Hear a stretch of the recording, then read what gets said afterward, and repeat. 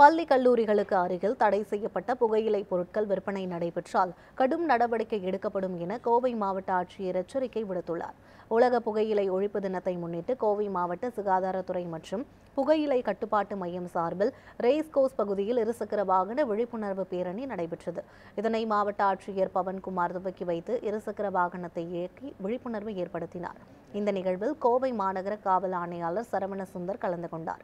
இதையடுத்து செய்தியாளர்களுக்கு பேட்டியளித்த ஆட்சியர் பவன்குமார் புகையிலை இல்லா தமிழ்நாடு என்பதை மையமாக கொண்டு விழிப்புணர்வு பேரணி நடைபெற்றதாக தெரிவித்தார்.